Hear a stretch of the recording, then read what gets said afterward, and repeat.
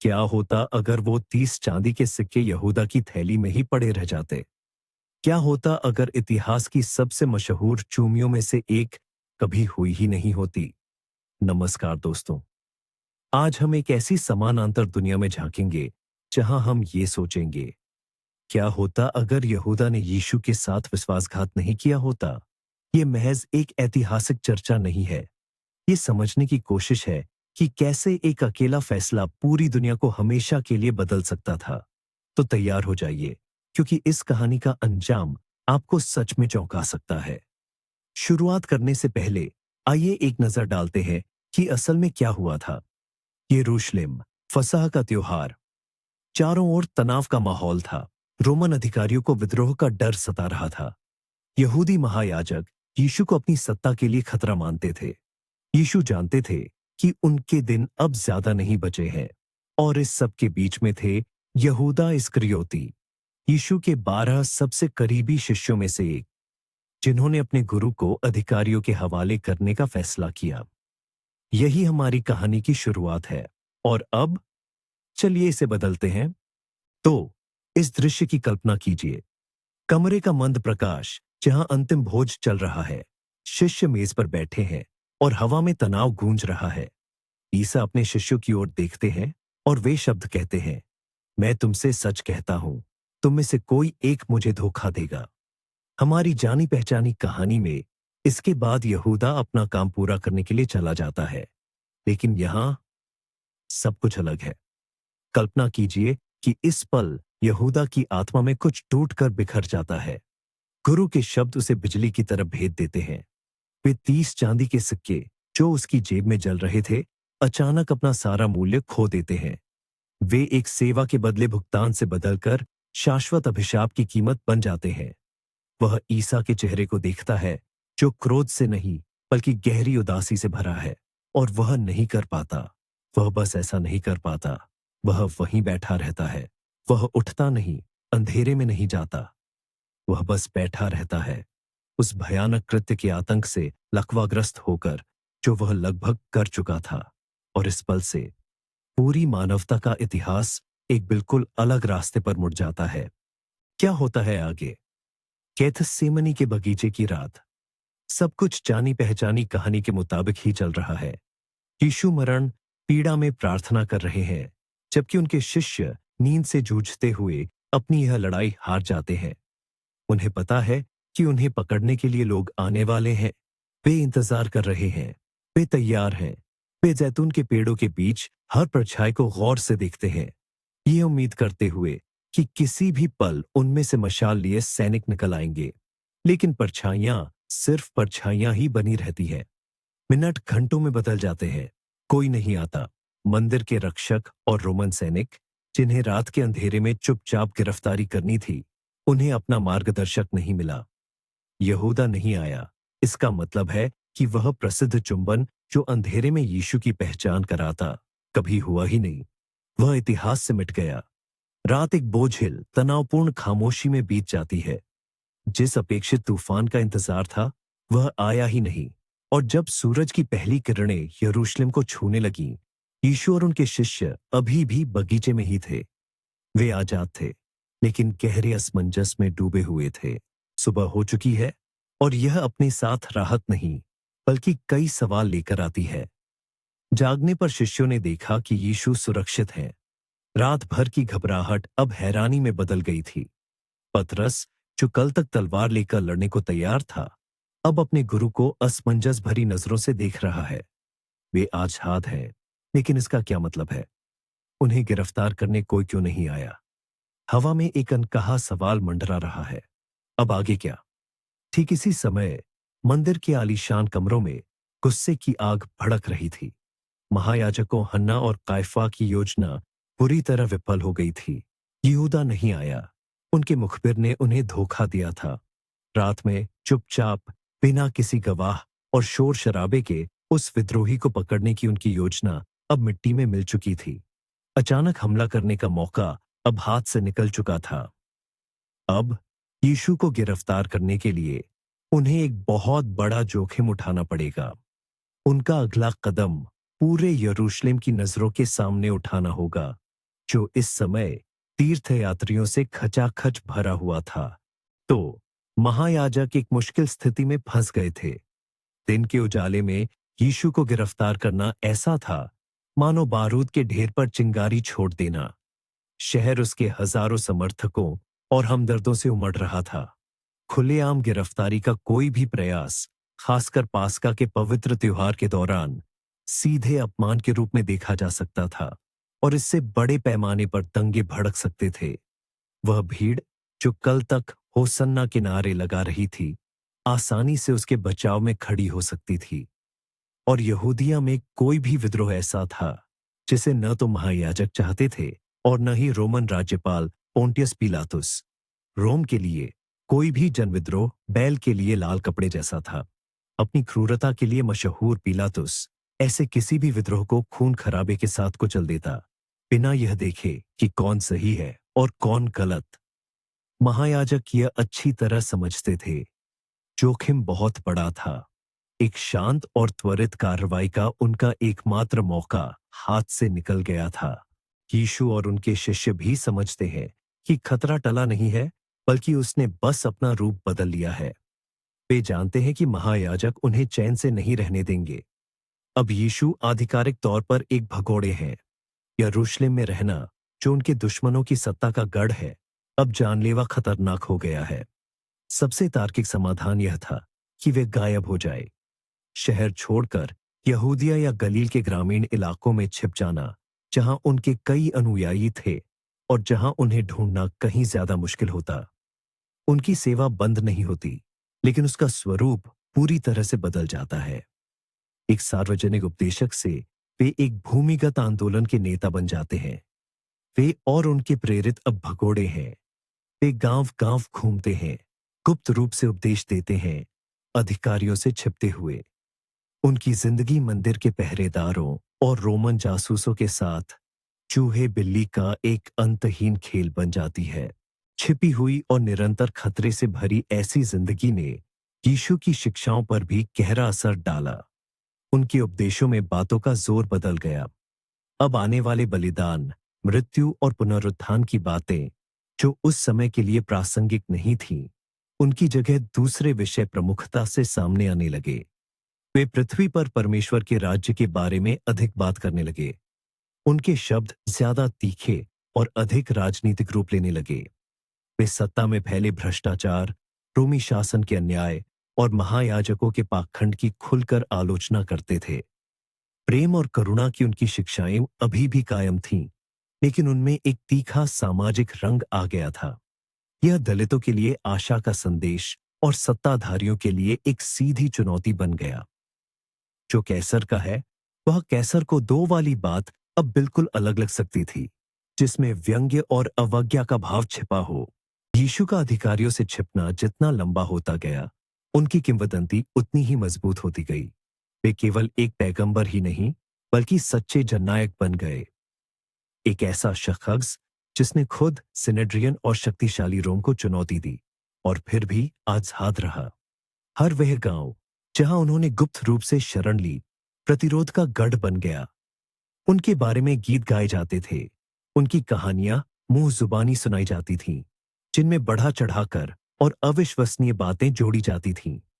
उनकी लोकप्रियता कई गुना बढ़ती गई। हजारों आम यहूदियों के लिए, जो रोमन शासन से आजादी का सपना देख रहे थे, वे उम्मीद का एक जीता जागता प्रतीक बन गए। वे अब केवल आध्यात्मिक अर्थों में मसीहा भर नहीं थे, बल्कि एक ऐसे संभावित मसीहा नेता थे जिनके बारे में कई लोगों का मानना था कि वे विद्रोह का नेतृत्व कर सकते हैं और इजराइल को उसकी खोई हुई शान वापस दिला सकते हैं।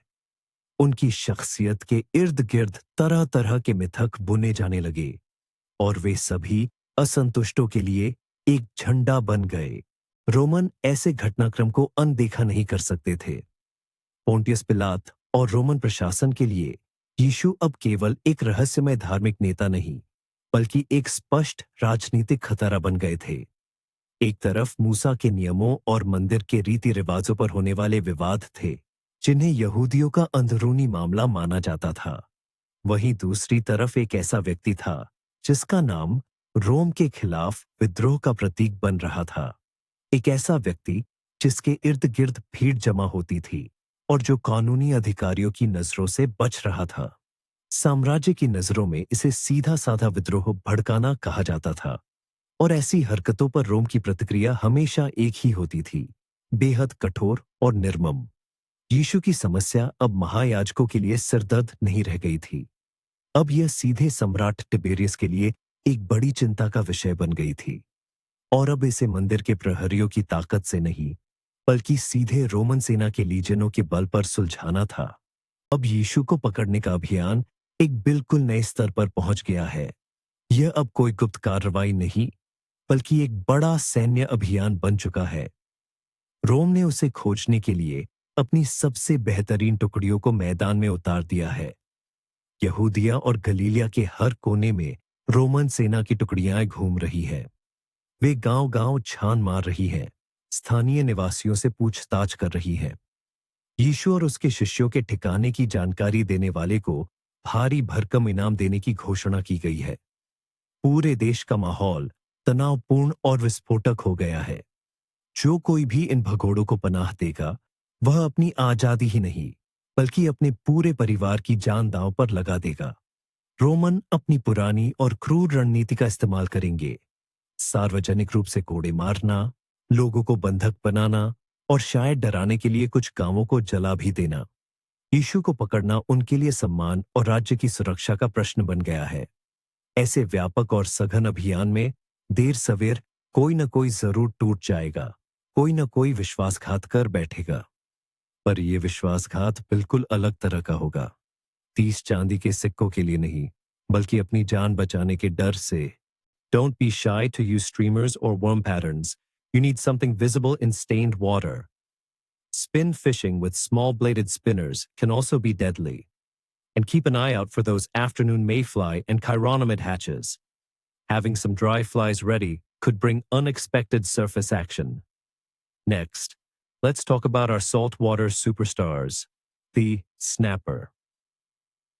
Are really starting to gather now, preparing for their spawning. This means they're looking to feed. Where to find them? Around the northern parts of the North Island, especially around Great Barrier Island, Tiritiri Matangi, and the Wangaparaoa Passage. Look in deeper coastal areas and around reefs. The change of light, early mornings and late afternoons, will be your best bet. On what to catch. Soft baits presented slowly on a light jig head can be incredibly effective. A classic stray line setup with fresh pilchard or squid will also get their attention. Pay attention to any seabird activity. Sometimes it indicates bait fish. And where there's bait, there's a snapper. And finally, the ever-reliable, hard-fighting Kahawai Aka. These guys are active year-round and always up for a tussle. Where to find them? They're widespread. Look for active schools near river mouths, in estuaries, and along the coast. Any areas with current or baitfish aggregations are prime Kahawai territory. On what to catch? Kahawai will hit almost anything. Small metal spinners or soft plastic jerk shads worked quickly can induce aggressive strikes. They're fantastic on light gear, so be ready for a brilliant fight. Now for the nitty-gritty, the theoretical base that underpins our forecast. Weather. For Friday, the 18th of October, 2025, we're looking at changeable conditions across New Zealand. Un equipo de caña de flotador o una caña ligera de fondo funcionará de maravilla. Usen lombrices de tierra, camarones de río pequeños o masa de maíz como carnada. Asegúrense de usar anzuelos pequeños y finos, tamaño 8 o 10, para una mejor picada. Y prepárense para ver cómo el flotador se zambulle. Y no podemos olvidarnos del bagre, el gran comilón de nuestras presas. Con la proximidad de la luna nueva, los bagres suelen volverse más activos durante la noche o en condiciones de poca luz. Durante el día, se refugiarán en las partes más profundas de los embalses, en las orillas con caídas abruptas o cerca de estructuras sumergidas. La pesca de fondo es su mejor aliado. Usen un equipo robusto, plomos pesados para que la carnada se quede en el fondo y anzuelos grandes, del tamaño 2:0. Como carnada, el hígado de pollo, trozos de sardina o incluso un buen trozo de salchicha pueden ser irresistibles para ellos. Una pequeña recomendación: preparen su campamento para una jornada nocturna si buscan a los ejemplares más grandes. Analicemos las condiciones que respaldan estas estrategias, mis amigos. Primero, la meteorología para el 18 de octubre en nuestra región central de México, tomando la Ciudad de México como referencia, nos pinta un panorama bastante agradable. Esperamos temperaturas máximas alrededor de los 24 grados Celsius y mínimas que rondarán los 12 grados Celsius. Esto significa mañanas frescas y tardes templadas, ideales para una jornada de pesca.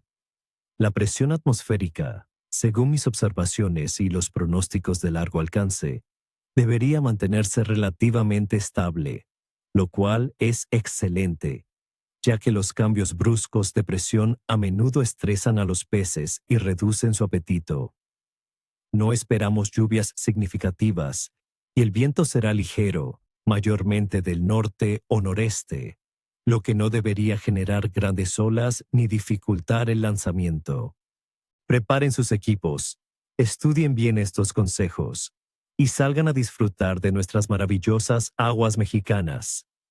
Les deseo a todos ni cola ni escama. Si les gustó este pronóstico, no olviden darle un buen like a este video, compartirlo con sus compañeros de pesca y, por supuesto, suscribirse al canal si aún no lo han hecho. Eso me ayuda muchísimo a seguir trayéndoles contenido de calidad. Y ahora, cuéntenme ustedes en los comentarios, ¿cuál es su especie favorita para pescar en octubre? ¿Qué truco especial tienen para la luna menguante? Quiero leer todas sus historias y consejos. Hasta la próxima, y que la caña no se les doble. Temperatura del agua. Las aguas, tanto interiores como marinas, están en esa fase de enfriamiento progresivo típica del otoño. En ríos como el Manzanares, esperamos unos 16 grados Celsius. En las zonas costeras, la temperatura del mar en algunas ciudades puede estar aún por encima de los 20 grados Celsius, aunque la tendencia general es a la baja. Este enfriamiento gradual estimula a los peces a alimentarse activamente para acumular reservas de grasa antes de la llegada del frío invernal, que ralentizará su metabolismo. Es la ventana de oportunidad que estábamos esperando. Fase lunar. Este 18 de octubre nos encontramos en la fase de luna menguante, con una iluminación de tan solo un 8%. Aunque algunas creencias populares asocian la luna nueva o menguante con una menor actividad, mi experiencia me dice que la necesidad biológica de los peces de alimentarse antes del invierno, unida a la estabilidad del clima, superará cualquier influencia lunar negativa. Además, las noches oscuras pueden favorecer la pesca nocturna en algunas zonas, para los más atrevidos. Actividad general de la pesca. En general, la actividad de la pesca en España durante este 18 de octubre se valora como buena a muy buena. La combinación de temperaturas suaves, la ausencia de lluvia y sobre todo la etapa preinvernal donde los peces se atiborran de alimento, crea un escenario óptimo. Los depredadores están voraces y las especies costeras como la dorada buscan activamente las orillas. En resumen, el pronóstico es de una pica buena a muy buena. ¿El motivo? Unas condiciones meteorológicas estables y agradables, que mantienen a los peces activos, y su imperiosa necesidad biológica de alimentarse a fondo, antes de que el invierno les obligue a reducir drásticamente su actividad. Así que, mis amigos, no hay excusas. A cerrar con broche de oro. La pesca con flotador y pequeñas carnadas naturales, como lombrices o trozos de pescado, será muy productiva. Análisis de las condiciones. Ahora, amigos, veamos el porqué detrás de estos pronósticos, analizando los datos que he recopilado para ustedes. Clima. Para el 18 de octubre en Chile, estamos en plena primavera, lo que significa que tendremos un día mayormente ऐसे हालात में यीशु के अनुयायियों का आंदोलन भी बदल जाता है। आध्यात्मिक गुरु के उपदेश सुनने वाले शिष्यों के एक समूह से यह एक असली भूमिगत संगठन में बदल जाता है, जो ज्यादा संरचित, ज्यादा अनुशासित और एक स्पष्ट पदानुक्रम वाला होता है। उनके अपने गुप्त संदेशवाहक, गोपनीय ठिकाने और खतरे की सूचना देने वाली प्रणाली विकसित होती है। उत्सुक पतरस या मछुआरे भाइयों जैसे शिष्य अब साधारण अनुयायियों से बदलकर ऐसे क्षेत्रीय कमांडर बन जाते हैं जो गुरु की सुरक्षा और जमीनी स्तर पर गतिविधियों के समन्वय के लिए जिम्मेदार होते हैं। उनका मुख्य काम अब जीवित रहना बन जाता है। धार्मिक वाद विवाद की जगह अब षड्यंत्र के मामलों ने ले ली। उनकी गतिविधियां अब एक उभरते हुए विश्व धर्म के बजाय एक छापामार आंदोलन या एक क्रांतिकारी प्रकोष्ठ की तरह ज्यादा लगने लगी थी।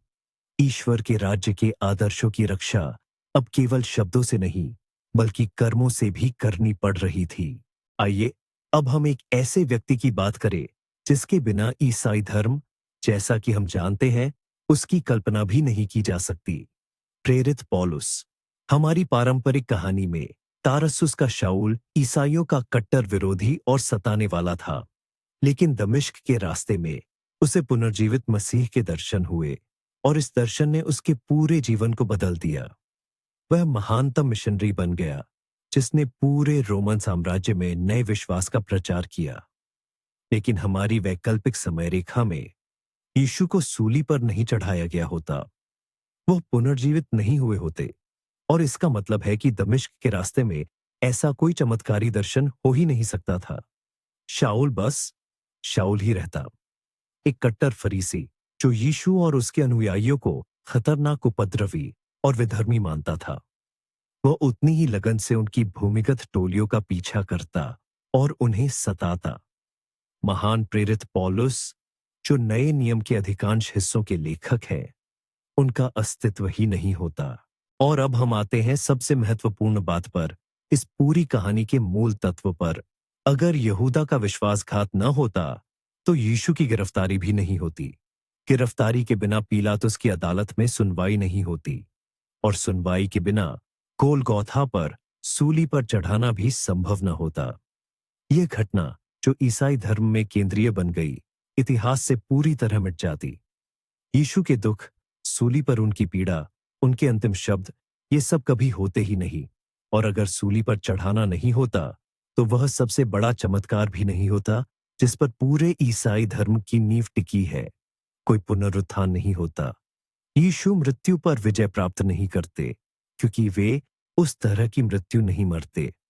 वह रोमनों के साथ किसी झड़प में मारे जा सकते थे या निर्वासन में बुढ़ापे से मर सकते थे, लेकिन वह चमत्कार जिसने लाखों लोगों को उनकी दिव्य प्रकृति पर विश्वास दिलाया, कभी नहीं होता। और इस चमत्कार के बिना पूरी कहानी बिल्कुल अलग दिशा में जाती। Mi experiencia me dice que el spinning con señuelos tipo popper o walk the dog en superficie es increíblemente efectivo para provocar esos ataques explosivos. La carnada viva, como sardinas o cojinúas, también es mortal.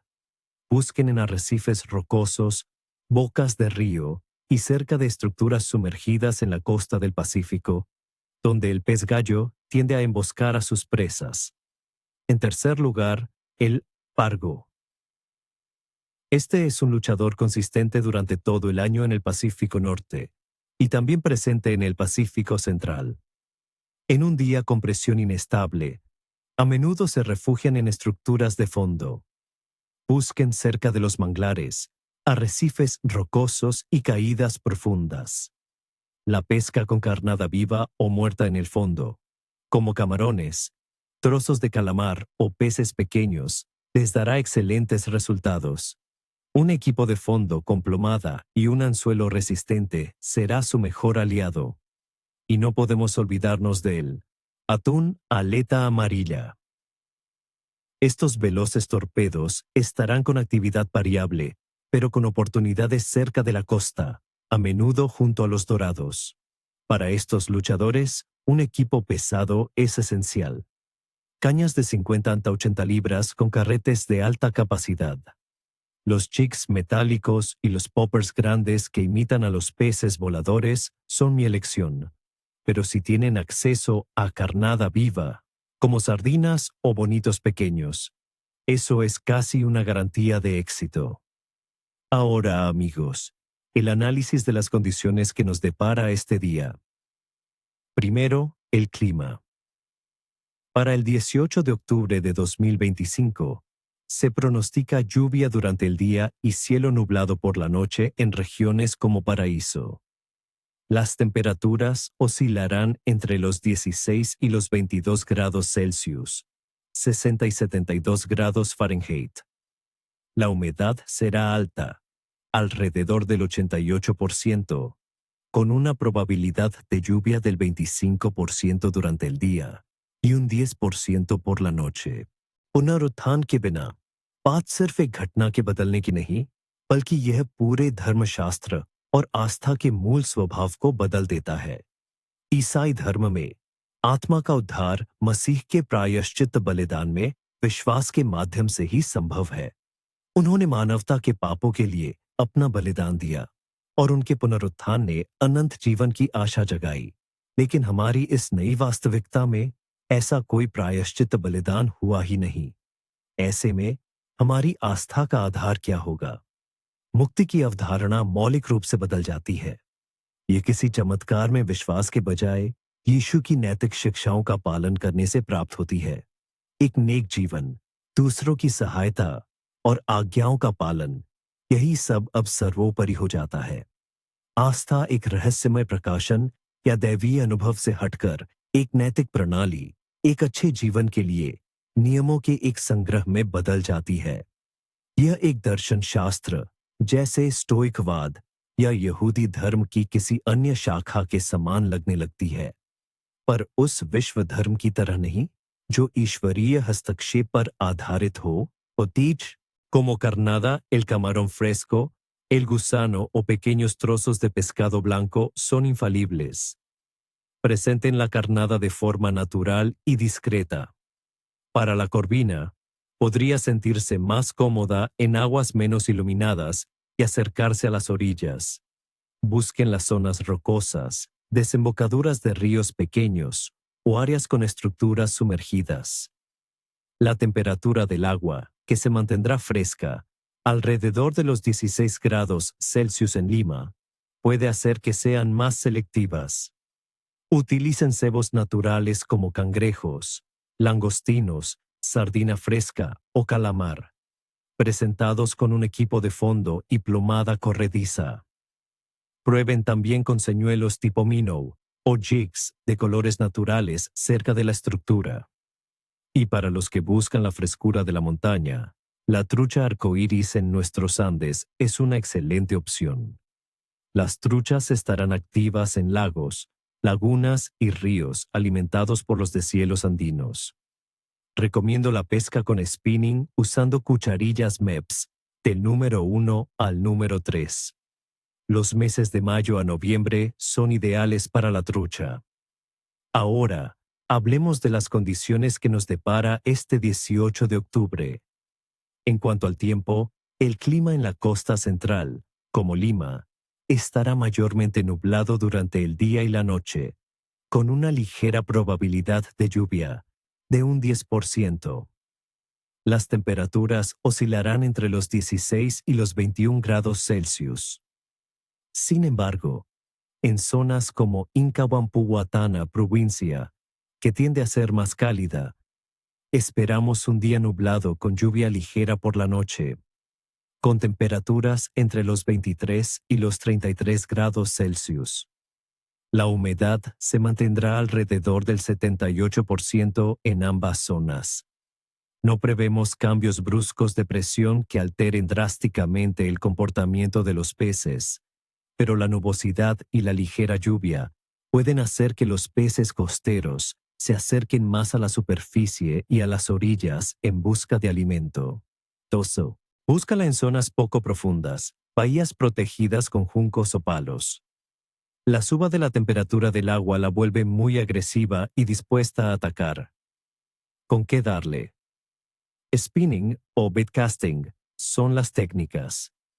Las ranas de goma, los señuelos antienganche y los jigs con trailers de silicona son infalibles en los lugares con mucha cobertura.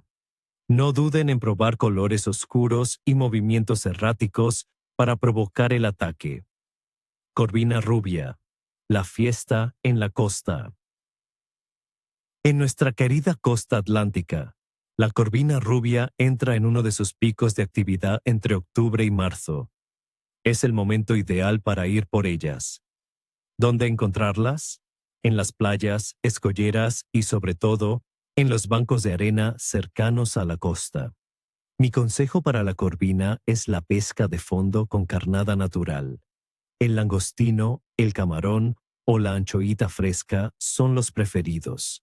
Utilicen líneas con 2 o 3 anzuelos, plomada de pera y a esperar esa característica picada. Los piques más firmes suelen darse con marea en creciente. Pejerrey, la flecha de plata caprichosa. Si bien la época de mayor boom del pejerrey es el invierno, en algunas zonas como el Río de la Plata y ciertas lagunas bonaerenses, aún podemos tener buenas capturas en octubre. Será una pesca más de picking, es decir, de buscar el momento justo.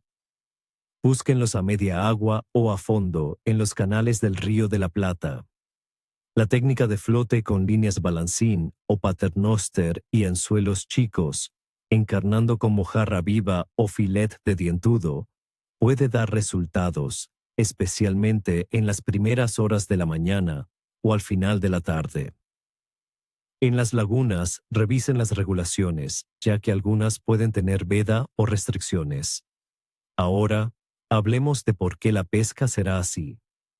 Análisis de las condiciones. El clima. Para el 18 de octubre de 2025 en Argentina, el pronóstico general indica temperaturas agradables. आइए प्रतीक पर विचार करें। प्रतीक किसी भी विचारधारा या धर्म के लिए अत्यंत महत्वपूर्ण होते हैं। आज क्रॉस ग्रह पर सबसे अधिक पहचाना जाने वाला प्रतीक है। ये हर जगह दिखता है, मंदिरों पर, घरों में और अरबों लोगों के गले में। यह बलिदान और पुनरुत्थान की याद दिलाता है, लेकिन सूली पर चढ़ाने की घटना के बिना क्रॉस सिर्फ रोमन फांसी का एक क्रूर औजार मात्र रह जाता, जिसका कोई पवित्र अर्थ नहीं होता। तो एक नया उपदेश कौन सा प्रतीक अपना सकता था? शायद यह मछली होती, जिसे इख्तिस कहा जाता है। ये प्रारंभिक ईसाई परिवर्णी शब्द यीशु मसीह, परमेश्वर का पुत्र, उद्धारकर्ता का अर्थ है।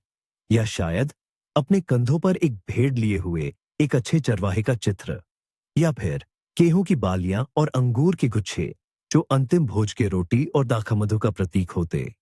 किसी भी सूरत में यह जीवन का प्रतीक होता, मृत्यु का नहीं, और पूरे धर्म की ऊर्जा बिल्कुल ही अलग होती। A previsão do tempo. Em geral, o dia será de céu pouco nublado, com aumento gradual de nebulosidade a partir do final da manhã, especialmente por nuvens altas. As temperaturas máximas rondarão os 21 graus em Lisboa e os 20 graus no Porto, com mínimas entre 15 e 16 graus. O vento será fraco, predominando do quadrante leste, mas pode tornar-se temporariamente do quadrante oeste durante a tarde. Não se esperam precipitações significativas, e a pressão atmosférica deverá manter-se estável, o que é um bom sinal para a atividade piscícola, pois evita mudanças bruscas que desestabilizam os peixes. No entanto, fiquem atentos à possibilidade de neblina ou nevoeiro no litoral norte e centro pela manhã. Temperatura da água. Nas nossas costas atlânticas, as temperaturas da água do mar estarão entre 16 e 18 graus na costa ocidental e entre 19 e 21 graus na costa sul. Nos rios e barragens, as temperaturas estarão ligeiramente mais elevadas, mas com uma tendência de arrefecimento gradual. Esta transição térmica é crucial, pois sinaliza aos peixes que é hora de acumular reservas para o inverno, estimulando a sua alimentação. Fase da Lua. No dia 18 de outubro de 2025, estaremos na fase de lua minguante, com cerca de 11% de iluminação. Embora muitos pescadores associem a lua cheia a um maior movimento dos peixes devido às marés mais fortes, a lua minguante, especialmente nos dias que antecedem a lua nova, pode trazer momentos de grande atividade, principalmente ao amanhecer e ao anoitecer, quando a luz é mais fraca. Acreditem, amigos, que o peixe pode ser imprevisível, e muitas vezes a lua minguante esconde verdadeiros tesouros para os mais persistentes. Avaliação geral do CLEV, Climas. A temperatura média da água em regiões costeiras como o Rio de Janeiro estará em torno de 22 a 23 graus Celsius, perfeito para eles. Onde buscar? Ele se esconde em estruturas como troncos, pedras e principalmente nos mangues e estuários, onde a água salgada se encontra com a doce. Procure também nas margens de rios e canais com vegetação, e em locais com corredeiras suaves. No que pegar? O spinning é a pedida para o robalo. Iscas de superfície, como stick baits e poppers, funcionam bem nas marés de enchente. Para a meia-água, soft baits, camarões artificiais ou plugs de barbela curta são ótimos. Trabalhe a isca com pequenos toques e recolhimentos variados. A paciência é uma virtude, mas a persistência no arremesso é que traz o resultado. Tilápia. Uma espécie que se adapta bem e oferece boa briga. Com o aumento da temperatura, a tilápia estará mais ativa. Onde buscar? Elas tendem a se concentrar em partes mais rasas de represas e açudes, próximas à vegetação aquática como aguapés, tábuas e estruturas rochosas. Fique de olho em locais com menor correnteza. No que pegar? A pesca de barranco com varas de mão ou molinetes leves é muito eficaz.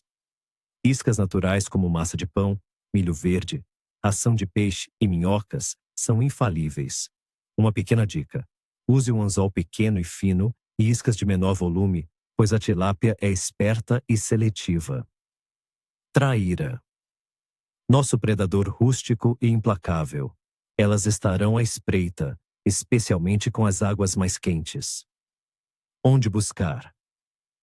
As traíras estarão emboscadas nas margens, entre a vegetação densa, galhos submersos e qualquer estrutura que ofereça cobertura. Procure também em remansos e áreas com menor correnteza. No que pegar? Para a traíra, um equipamento um pouco mais robusto é recomendado. Varas de ação média pesada. Preparem suas tralhas, revisem seus equipamentos e saiam para a água com a mente aberta e o coração de pescador. Tenham um excelente dia de pescaria neste 18 de outubro de 2025. Que os peixes estejam com vocês e que a linha nunca quebre. Nirvosta Niteshui. Antes de ir, deixem aquele like no vídeo se gostaram das dicas. Inscrevam-se no canal para não perderem nenhuma atualização e ativem o sininho. E me contem nos comentários, quais são os seus planos para este 18 de outubro? Vocês têm alguma tática especial para essa lua minguante? Compartilhem suas experiências. Adoro ler o que vocês trazem. Um grande abraço і até a próxima aventura. У тепліші періоди дня можливо підійде ближче до берега на глибини від 3 до 5 метрів. Але це скоріше виняток. Сьогодні, коли прогнозується дощ і прохолодний вітер, вона буде триматися дна. Фідер або донні снасті – найкращий вибір для ляща. Використовуйте тваринні насадки – мотиль, опариш, хробак, бутерброди з них. Прикормка обов'язково повинна містити тваринні компоненти і бути менш ароматною, ніж влітку, щоб не відлякати обережну рибу. Для плітки – легкі поплавкові снасті або пікер, тонкі повідці та дрібні гачки. Наживки – мотиль, опариш. Отже, друзі, на 18 жовтня 2025 року в Україні очікуємо досить типову для середини осені погоду. Вночі температура повітря буде коливатися від 2 до 7 градусів Цельсія, а вдень підніметься до 60 градусів Цельсія. Протягом доби очікується невеликий дощ. Вітер буде північно-західний, помірний, зі швидкістю від 3 до 12 метрів за секунду, що посилюватиме відчуття холоду. Атмосферний тиск обіцяє бути стабільним, без різких стрибків, що для риболовлі в принципі добре, але загальне похолодання і дощ, звісно, вплинуть на кльов. Риба, особливо мирна, стане менш активною і шукатиме глибинні, тепліші шари води. Хижак же, навпаки, може скористатися цими умовами для полювання. Температура води у водоймах України зараз стабільно знижується. Наприклад, у Дніпрі біля Києва вона становить близько 11 градусів Цельсія, а до кінця місяця опуститься до 8 градусів. У Дніпрі біля міста Дніпро близько 12 градусів у середині жовтня. Це означає, що термоклін вже практично зник, і вода рівномірно охолоджується. Риба переміщується на глибини, де температура стабільніша, і її метаболізм сповільнюється. Сьогодні, 18 жовтня, у нас 26-й місячний день, місяць перебуває у фазі спадного серпа, дуже близько до молодика, який буде вже через 3 дні. Капři mohou být opatrnější, ale pokud je správně najdete, kousnou. Obecná aktivita ryby. Celkově je tento den pro ryby v České republice ve fázi přípravy na zimu. Dravci, jako štika a okoun, budou aktivní a budou lovit. Kapři a cejni, i když opatrnější, stále přijímají potravu. Na základě rybářského kalendáře je 18. října jeden z doporučených dnů pro rybolov. Celková předpověď úlovků. Moji milí, na 18. října 2025 v České republice předpovídám dobrý klev. Počasí bude stabilní, i když chladnější, což nahrává dravcům. S ubývající lunou a klesající teplotou vody se štiky a okouni budou držet aktivnějších míst, zatímco kapři budou vyžadovat trochu více trpělivosti a precizního lovu v hlubších vodách. Závěr. Takže kamarádi, s těmito tipy a prognózami jste na 18. října 2025 připraveni na skvělý den u vody.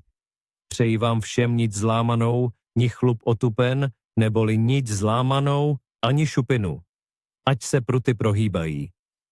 Nezapomeňte dát tomuto videu palec nahoru, pokud se vám líbilo, a samozřejmě se přihlaste k odběru, abyste nezmeškali žádné další prognózy a rybářské tipy.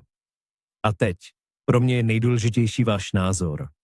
Na co se chystáte lovit vy tento podzim? Už jste chytili nějakého pěkného dravce nebo kapra?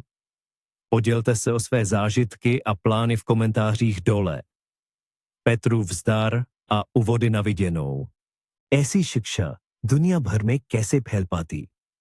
मृत्यु पर विजय पाने वाले एक पुनर्जीवित ईश्वर की कहानी Roman साम्राज्य के उन लोगों के लिए बेहद शक्तिशाली और आकर्षक थी जो मृत्यु और अराजकता के डर में जी रहे थे। एक तरह से यह एक अनूठी पेशकश थी, लेकिन यहूदिया के पहाड़ों में कहीं छिपे हुए एक बुद्धिमान विद्रोही शिक्षक की कहानी। निश्चित रूप से ये एक दिलचस्प कहानी है, लेकिन शायद ही यह ब्रिटेन से फारस तक लाखों लोगों के मन को मोह पाती। एक केंद्रीय अलौकिक चमत्कार के बिना यीशु का उपदेश शायद एक स्थानीय घटना बनकर रह जाता।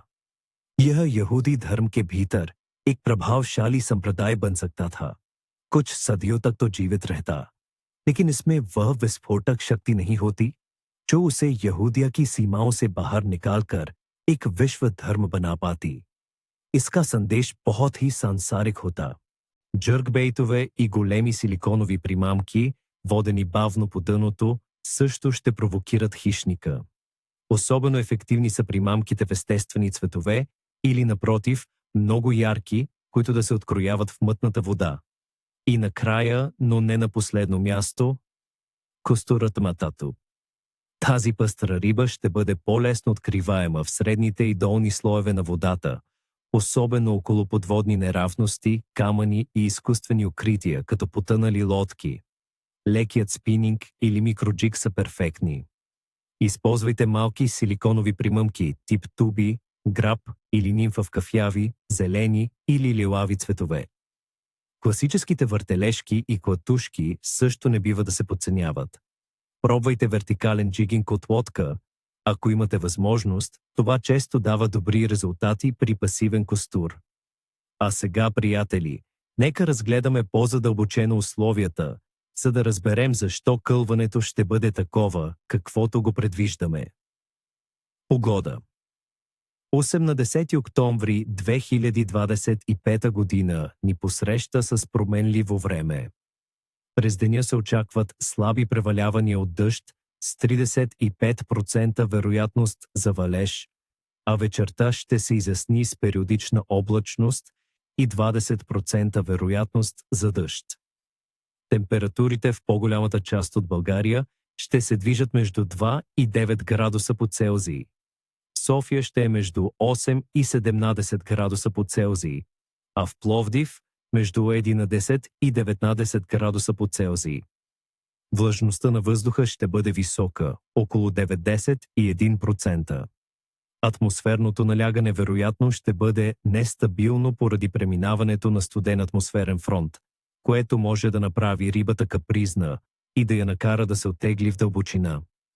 Очаква се и умерен вятър, който също допринася за усещането за мърляво време, както го нарича професор Рачев.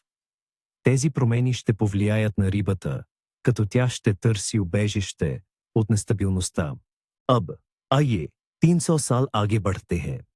हमारे इतिहास में सम्राट कॉन्स्टेंटाइन महान को एक निर्णायक युद्ध से पहले आकाश में एक चिन्ह दिखाई देता है, एक क्रॉस, और उस पर लिखा होता है, इसके द्वारा तुम विजय प्राप्त करोगे.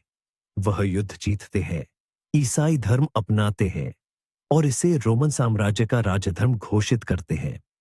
यह घटना पश्चिमी सभ्यता के पूरे रास्ते को हमेशा के लिए बदल देती है.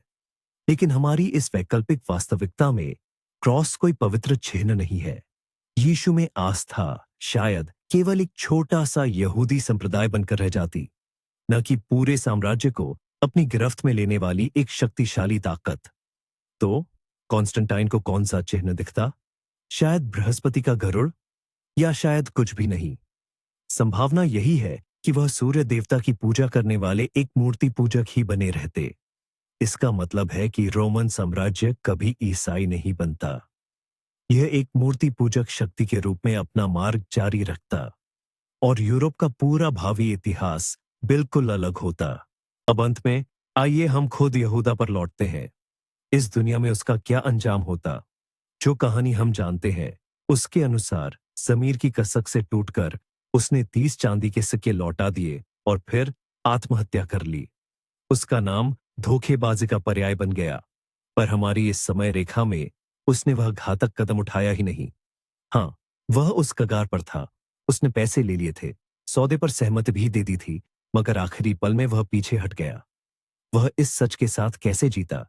संभावना है कि जिंदगी भर उसे शर्मसालती रहती और यह एहसास भी कि वह कितनी नीचता पर उतरने वाला था. शायद वह सबसे समर्पित और उत्साही शिष्य बन जाता, न केवल अपने कर्म का बल्कि अपने इरादे का भी प्रायश्चित करने की कोशिश करता. इतिहास उसे एक गद्दार के रूप में नहीं, बल्कि ऐसे व्यक्ति के रूप में याद रखता जिसने आखिरी पल में सही चुनाव किया. एक दुखद, जटिल, लेकिन शापित न होने वाली शख्सियत. आइए एक और महत्वपूर्ण विचार पर चर्चा करें जिसने प्रारंभिक ईसाई धर्म को आकार दिया, शहादत. ईसा मसीह का वह स्वरूप जिन्होंने स्वेच्छा से विश्वास के लिए कष्ट और मृत्यु स्वीकार की, उनके अनुयायियों के लिए एक शक्तिशाली उदाहरण बन गया। हजारों प्रारंभिक ईसाई उनकी इस कुर्बानी से प्रेरित होकर सर्कस के अखाड़ों, यातनाओं और मौत की ओर बढ़े। शहादत को विश्वास का सर्वोच्च कार्य और स्वर्ग के राज्य तक पहुंचने का सीधा मार्ग माना जाता था।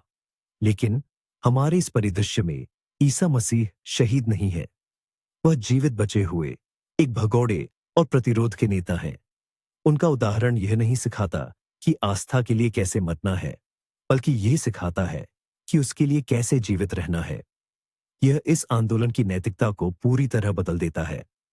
आत्म बलिदान की तत्परता के बजाय सावधानी, गुप्तता और दुश्मन को चकमा देने की क्षमता प्रमुख हो जाती है।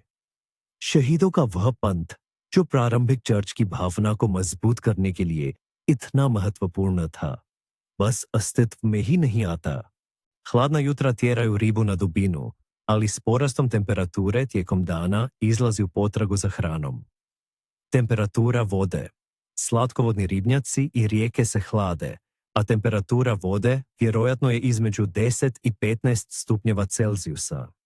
To aktivira grabežljivce, poput štuke i smuđa, koji se pripremaju za zimu.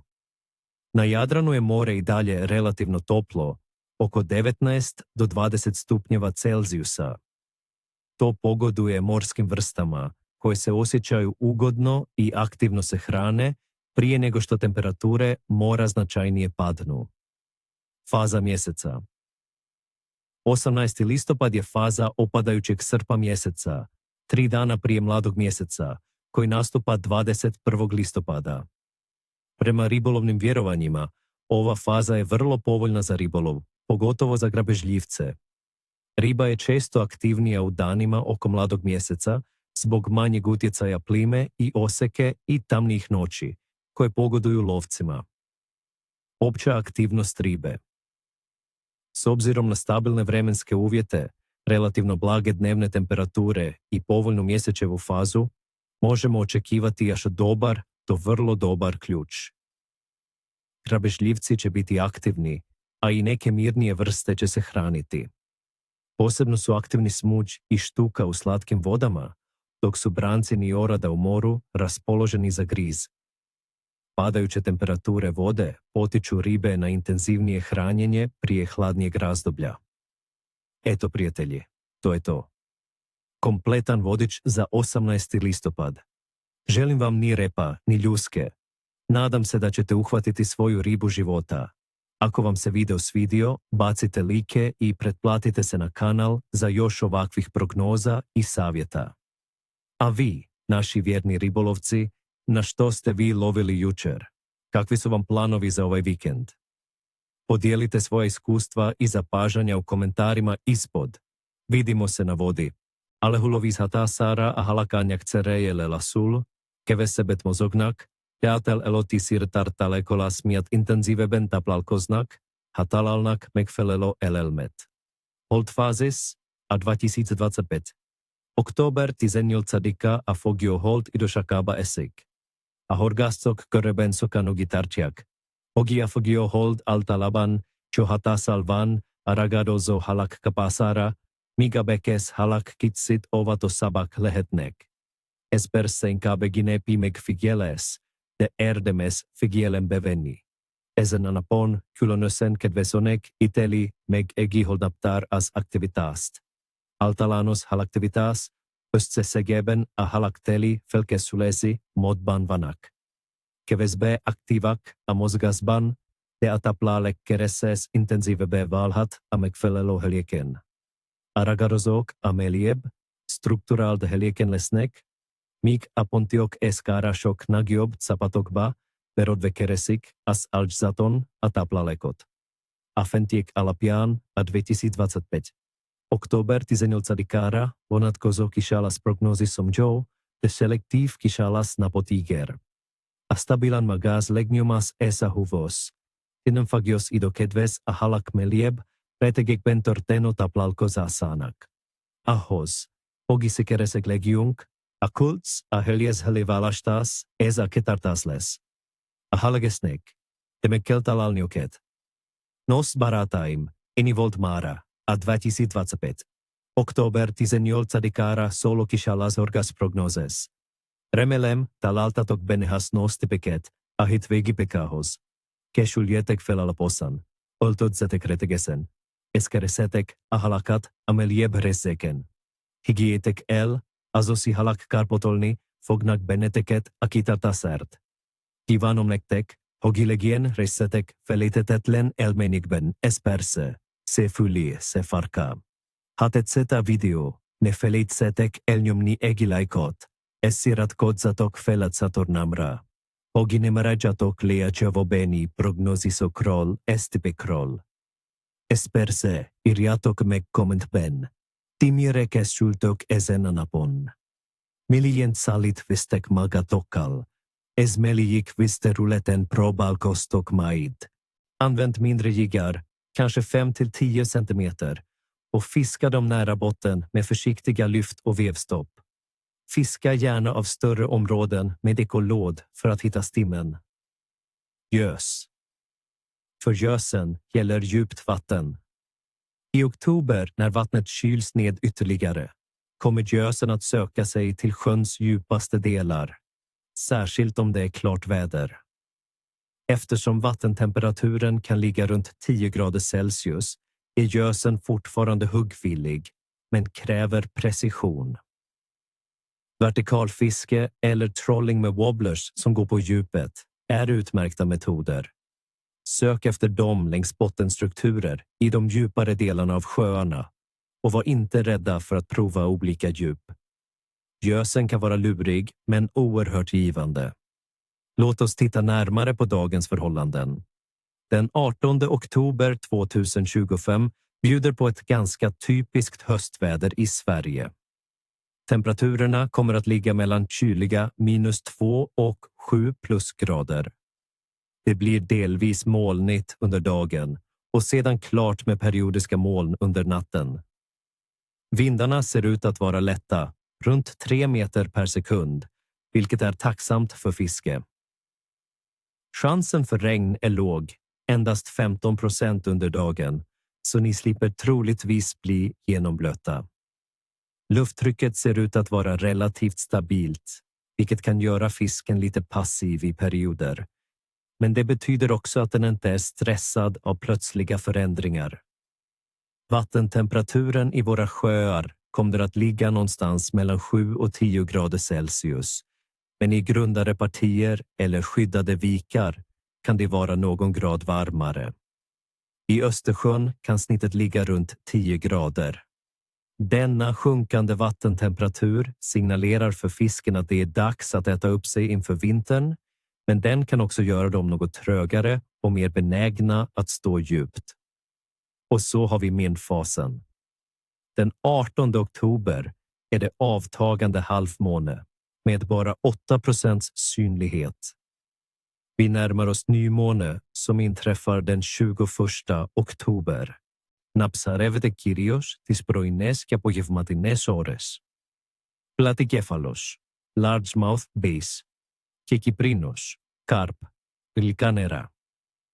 Για τους φίλους του γλυκού νερού, τα φράγματα της Κύπρου, όπως το κούρι ή το ασπρόκρεμος, προσφέρουν εξαιρετικές ευκαιρίες. Ο πλατικέφαλος μπάσο είναι ένα εμβληματικό ψάρι για αθλητικό ψάρεμα. Αναζητήστε το κοντά σε υδρόβια βλάστηση, πεσμένα δέντρα ή άλλες δομές που προσφέρουν κάλυψη. Χρησιμοποιήστε spinning με τεχνητά δολώματα όπως jigs, crankbaits ή top water, δολώματα νωρίς, το πρωί ή αργά το απόγευμα. Για τον κυπρίνο, ο φελός ή το feeder με καλαμπόκι, ζυμάρι ή σκουλίκι είναι κλασικές και αποτελεσματικές μέθοδοι, ειδικά σε πιο ήσυχα, ρηχά σημεία των φραγμάτων. Ας αναλύσουμε τώρα τις συνθήκες που επηρεάζουν το ψάρεμα. Καιρός. Ο καιρός για την 18 Οκτωβρίου είναι σχεδόν τέλειος.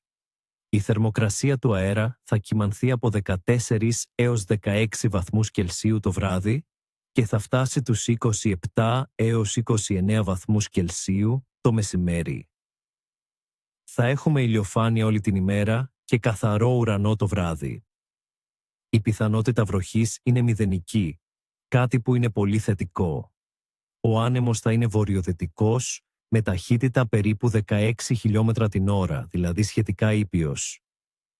Αυτές οι σταθερές και ήπιες συνθήκες δημιουργούν ιδανικό περιβάλλον για την δραστηριότητα των ψαριών, καθώς δεν θα υπάρχουν απότομες μεταβολές πίεσης ή θερμοκρασίας που να τα κάνουν να κρυφτούν. Θερμοκρασία νερού.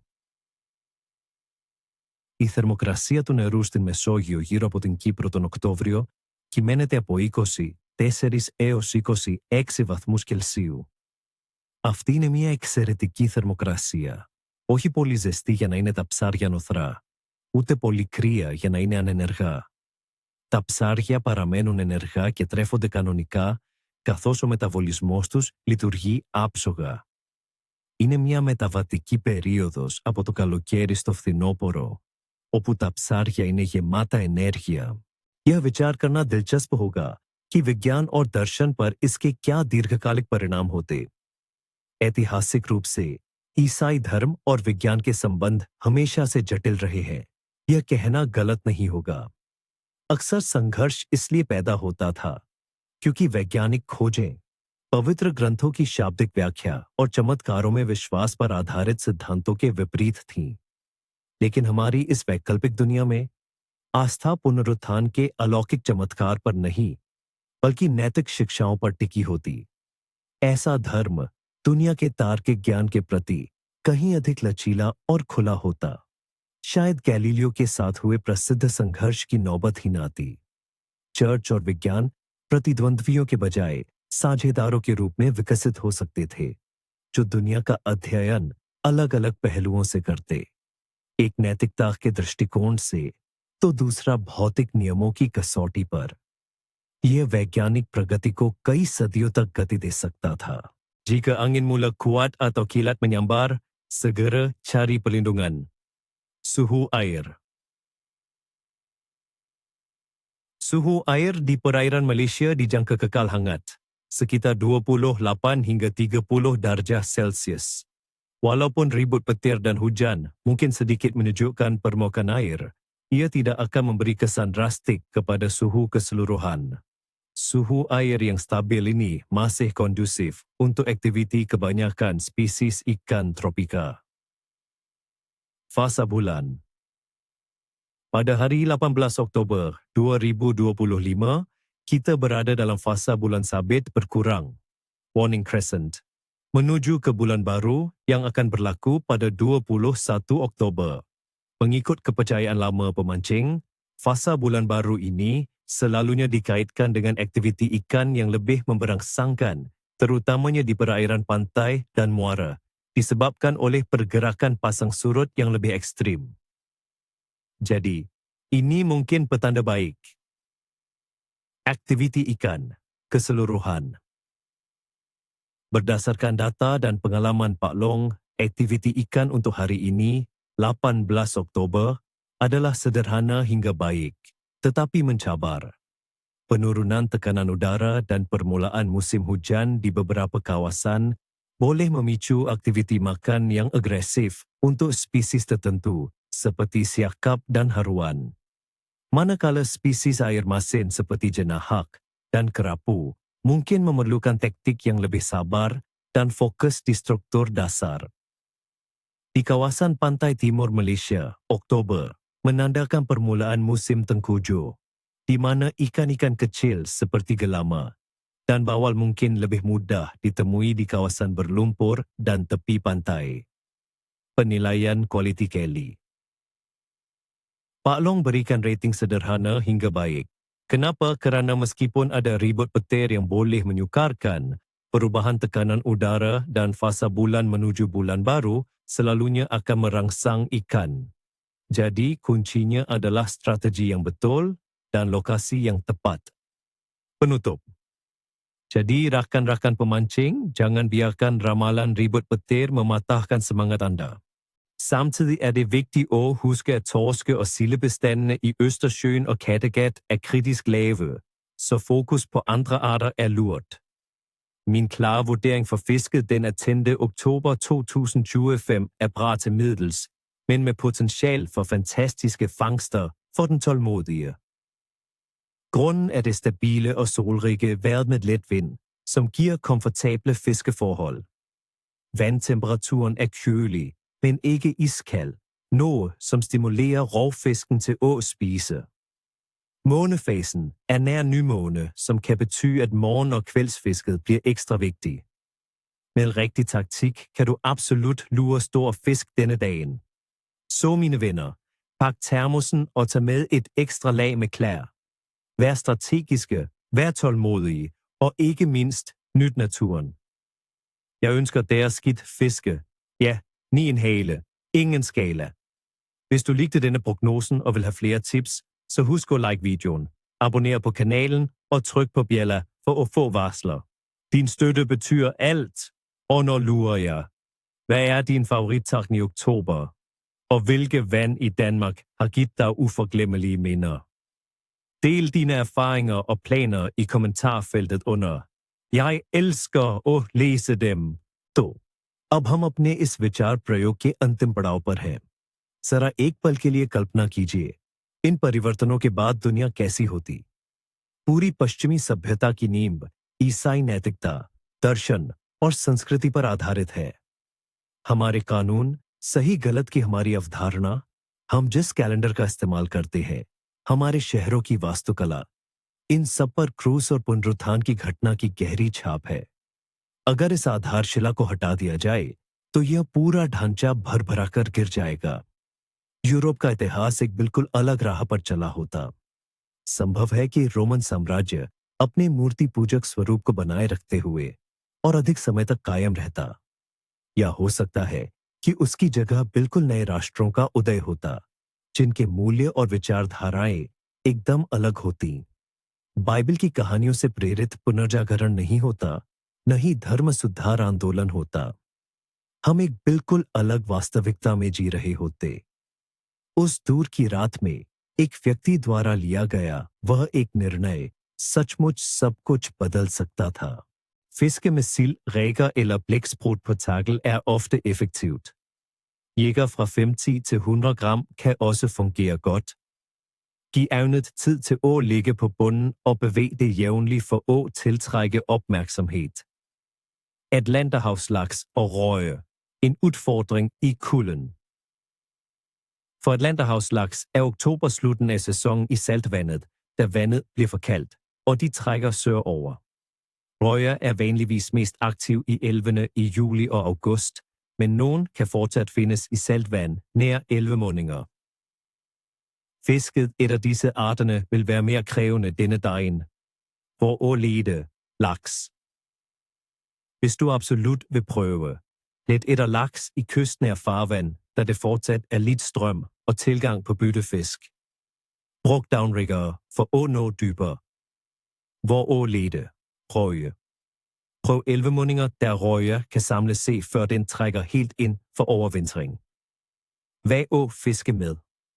For laks, store skier eller wobbler, som imiterer akonfisk. For røje i saltvand, små spinnere eller slukker. Vejranalyse. Hvad betyder det for fisken? Lad os se på vejret i Nuuk for fredag den 10. oktober. Vi forventer skyet vejr med bare 10% chance for regn i løbet af dagen og natten. Temperaturen vil ligge mellem 1 og 3 grader Celsius. Dette er typisk kølig høstvejr, noget som betyder, at fisken generelt vil være mindre aktiv og foretrække dybere, mere stabile vandlag. Det atmosfæriske trykket vil ligge rundt 1007 ppa, noget som indikerer relativt stabilt, men variabelt vejr for oktober. Vindstyrken er forventet at være rundt 4 meter per sekund i gennemsnit. Stille vind er ofte bra for fiske, men husk, at selv moderat vind kan påvirke komforten og præsentationen af avnet. Vandtemperaturen, en afgørende faktor. Vandtemperaturen i grønlandske farvand i midten af oktober er lav, med et gennemsnit på rundt 1,9 grader Celsius, og i Nuuk-området nærmer den sig 0 grader. अब आइए इस पूरी पहेली के सभी टुकड़ों को एक साथ जोड़कर देखते हैं। यहूदा के विश्वासघात के बिना शायद न तो सूली पर चढ़ाया जाना होता और न ही यीशु का पुनरुत्थान। और पुनरुत्थान के बिना ईसाई धर्म उस रूप में नहीं होता जैसा हम आज जानते हैं।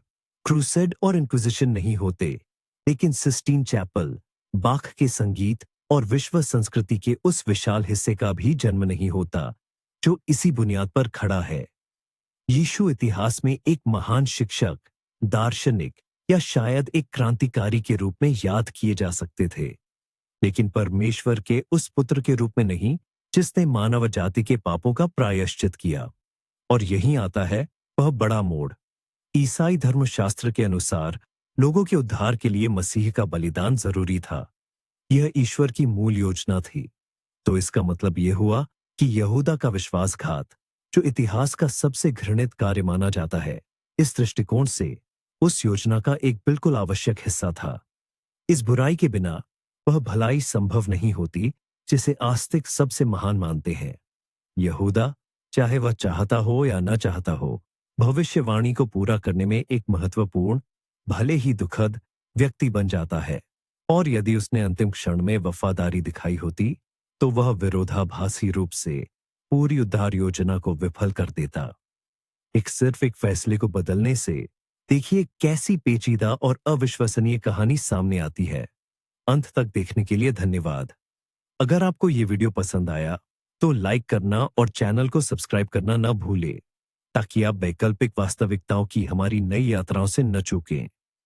अब मेरा आपसे एक सवाल है, आपको क्या लगता है, क्या यहूदा का कार्य ऊपर से पूर्व निर्धारित था, या उसके पास सच में कोई ऐसा विकल्प था जो सब कुछ बदल सकता था? अपनी राय कमेंट्स में जरूर लिखें, हमें पढ़कर बहुत अच्छा लगेगा।